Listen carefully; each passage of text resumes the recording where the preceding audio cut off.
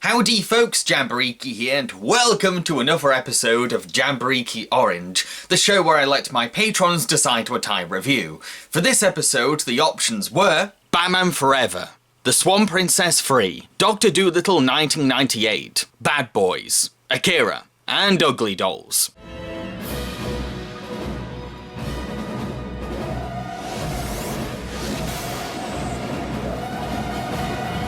After Bruce Wayne rejects a brain-manipulating experiment pitched by his employee, Edward Nygma, the eccentric scientist vows to prove that his invention has potential. He transforms himself into the supervillain alter ego, the Riddler, teasing Bruce with mysterious riddles. But while he is a smart chap, he's not exactly a tough guy. So he teams up with the violent criminal Harvey Dent, aka Two-Face, to fund his machine, which he markets as a household extension to a TV, but is really draining intellectual energy from the residents of Gotham. Psychologist Dr. Chase Meridian has come to Gotham to help the police and Batman outwit Two-Face. But it's also revealed that she's here to study Batman, and it turns out that she has quite the infatuation for the Caped Crusader. At the same time, Bruce is developing feelings for Chase. When Bruce and Chase go on a date to the circus, Two-Face threatens to blow up the place if someone doesn't confess to being Batman. Bruce attempts to out himself, but unfortunately, members of the Grayson family acrobats are killed by Two-Face. Bruce agrees to let the orphaned Dick Grayson live in his house,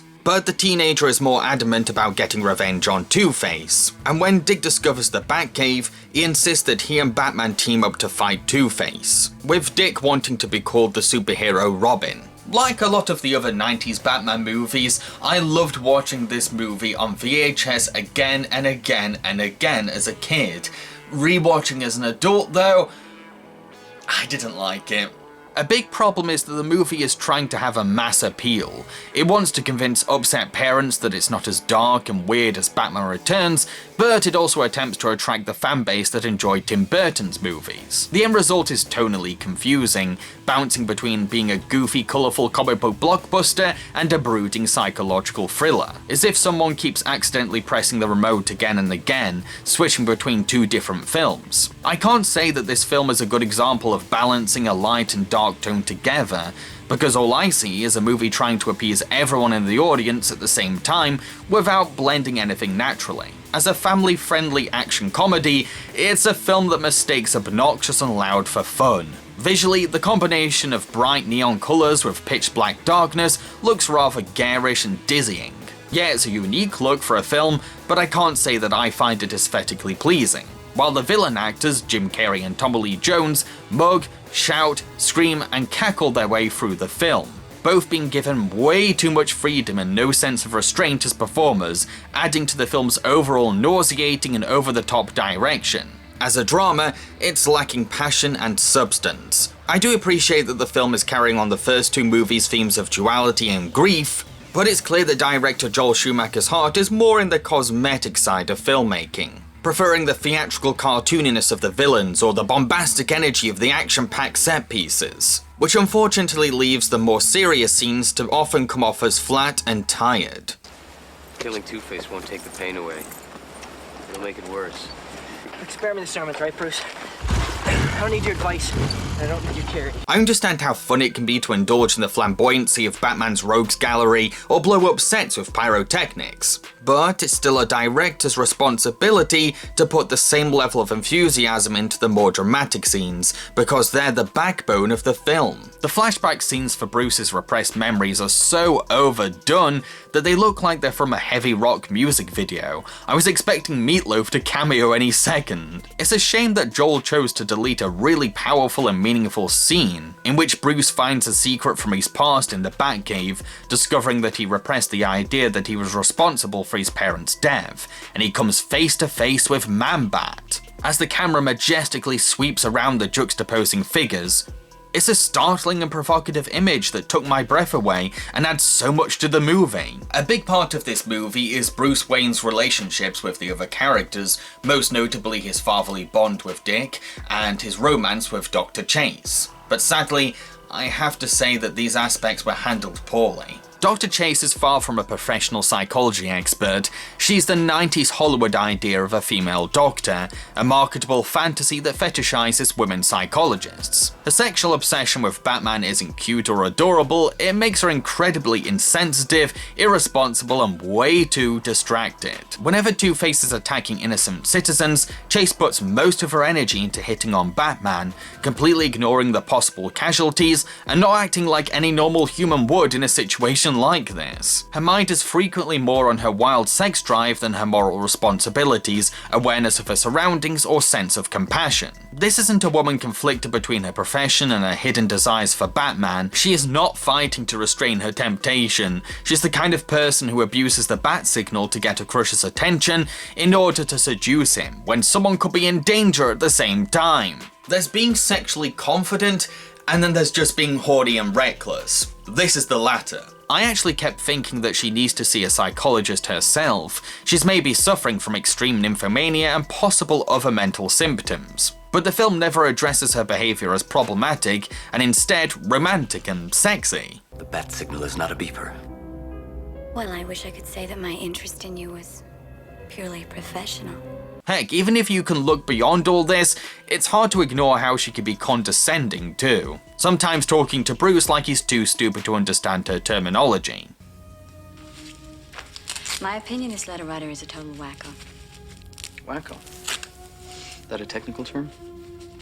Patient may suffer from obsessional syndrome with potential homicidal tendencies. Does that work better for you? This isn't how a psychologist talks. It makes me worry how she speaks to her own clients. I'm cool with a character switching off from her job to show her sense of humor or casual side. But there's a point where a character's attitude towards their profession makes me question their behavior at work. Don't get me wrong, Bruce can be just as condescending at times too. Still playing with dolls, Doctor? She's a Malaysian dream warden.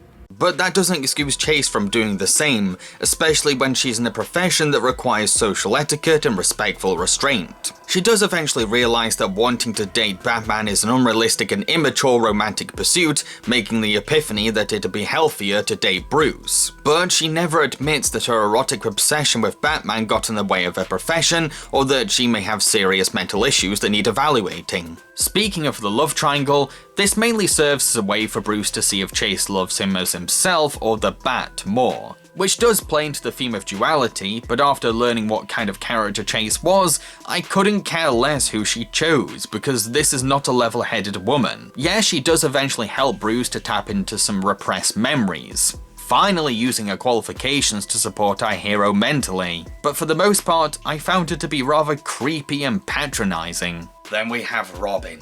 Oh boy, Robin. This is Warner Brothers' idea of what a teenager is, narrowing a demographic down to being just whiny and rebellious, leaving little if nothing to like about Robin as a character. Yes, he lost his parents, that's sad, and sure, he has acrobatic talents, quite impressive, but personality-wise, I found Robin to be grating, insufferable, and obnoxious. I just saved your life. You owe me. You are totally out of control. You're gonna get yourself killed. You're looking at your new partner. No.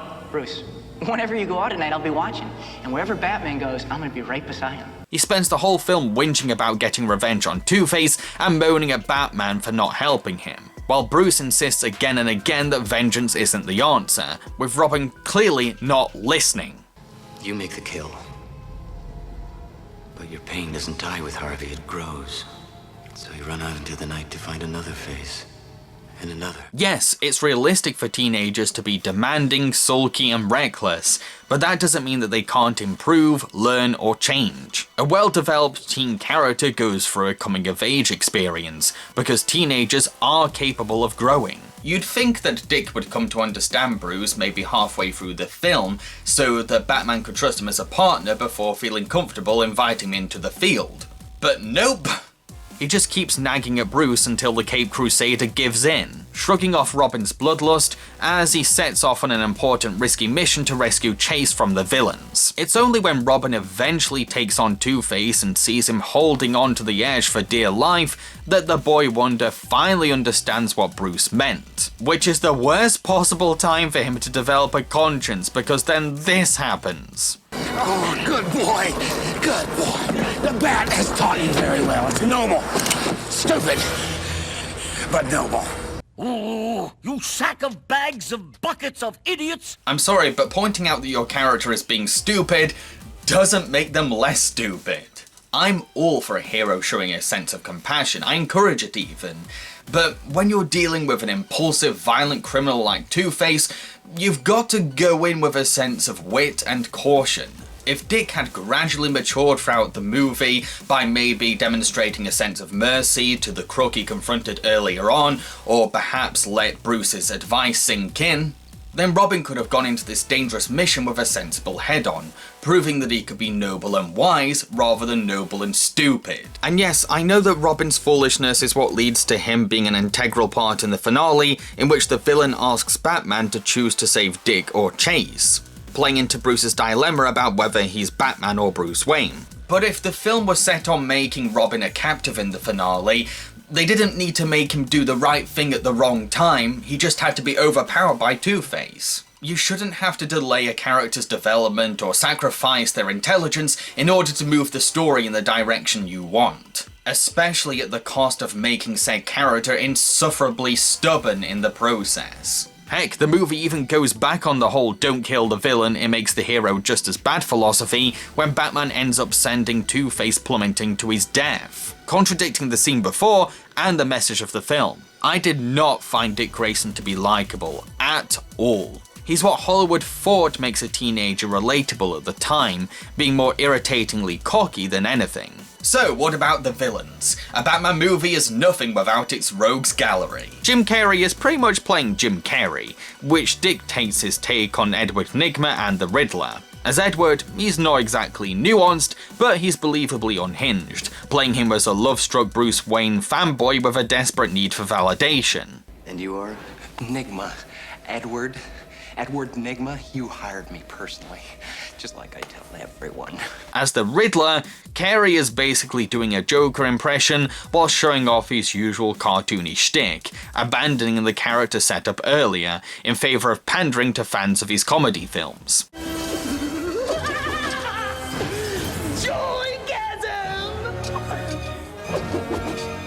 Yes, insecure people can become more confident when they dress up as an alter ego, but it doesn't come off like that, because it just seems too over the top, like he's put on Loki's mask, not a handmade supervillain suit. There is a moment in which Carrey slips back into the Edward we know, but he mainly plays the part for giggles, while Tommy Lee Jones is pretty much channeling Jack Nicholson's The Joker turned up to 11, with his character being given very little to do besides chew the scenery, fire his gun and laugh his arse off. Have the good taste to die! See ya! He's basically the rich Texan from The Simpsons if he became a supervillain. He has no emotional relationships or interesting rivalries with our heroes, sharing far more screen time with the Riddler. There is his infamous coin toss in which he flips a silver dollar and whatever it lands on determines whether he kills someone, but this is a character trait that's only used for tension once though, right at the beginning. For the rest of the movie, it's mainly an excuse for slow-mo close-ups or tired comedy. Although I do like how his coin flipping habit becomes his weakness when Batman takes advantage of it, even if it does mean that Batman is contradicting the film's morals. With both actors playing the villains as the Joker, you'd think that there wouldn't be any differences between the two, and while it does always come across like we're watching two Jokers being buddy-buddy, there is a contrast between Riddler and Two-Face. Two-Face is the hyper-masculine, trigger-happy and impulsive one, while Riddler is far more sensitive, creative and patient. To the film's credit, this is played into their dynamic for a few scenes. From when Two-Face impatiently storms Edward's success party, where Bruce is trying out Edward's machine, to a scene in which Two-Face is told not to kill Batman, so he flips his coin to decide if he should listen. This never really pays off, because there's no consequences to either situation. Even though Two-Face interrupts the party, Riddler was still able to steal information from Bruce's brain, helping them learn that he is Batman. And while Two-Face does end up pointing his gun at Bruce, this doesn't really upset Riddler. He doesn't see it as a betrayal or a sign that Two-Face is too reckless to work with. Things just carry on, rendering these scenes pointless because it's tension without tension. Great storytelling is founded on characters' decisions and how it affects the rest of the film. Yet Two-Face's actions do not ruin the villain's plans or hinder the strength of their partnership. And that's the issue. Despite having conflicting personalities, their partnership is never challenged or tested, making for a rather boring pairing, as much fun as they're both having on screen together. There's only two saving graces for this movie to me. First, Val Kilmer is an okay Batman/Bruce Wayne. He's not exactly flawless, as he has a few corny deliveries. Fully interactive holographs. Only a high-frequency carrier wave beamed directly into the brain could create such images. But he tries his best to bring some likable charisma to the character. You're trying to get under my cape, Doctor? A girl can't live by psychoses alone. It's the car, right? Chicks love the car. And handles dramatic moments just fine. I killed him. What did you say? He killed him. Two-Face. He slaughtered that boy's parents. No. No, you said I. I killed him.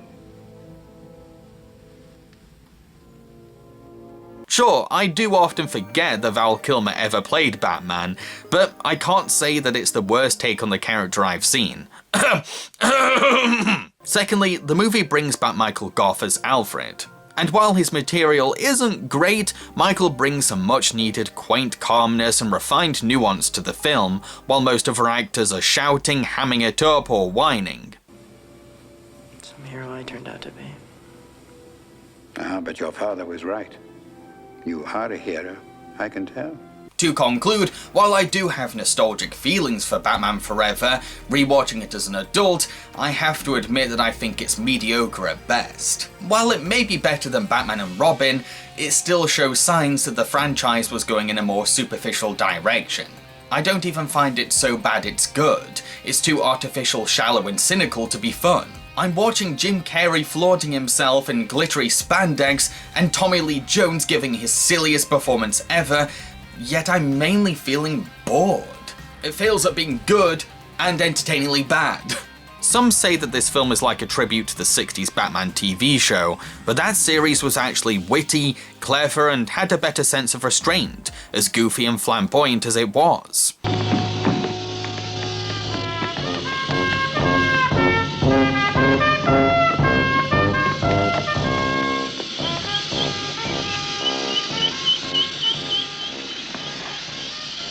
Some days you just can't get rid of a bomb. Comparing the two seems insulting to me. I've been Jambareeqi and I hope that you enjoyed this review. If you did, then feel free to like, subscribe and share. So, what am I going to be reviewing in the next episode of Jambareeqi Orange? Well, that's entirely up to my patrons. The options for next month's episode include Batman and Robin, Memoirs of an Invisible Man, Beowulf, Playmobil the Movie, A Scanner Darkly, and Abominable. Now don't forget that you have to become a patron in order to access this poll. What is a patron? Don't worry, I'll explain. This is my Patreon.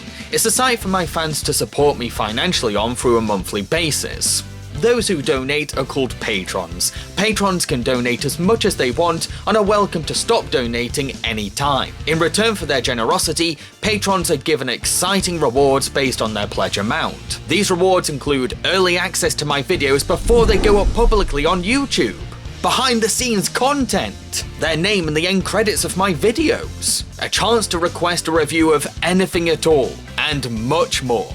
I'm very excited to see what my patrons end up picking. Cheerio, folks.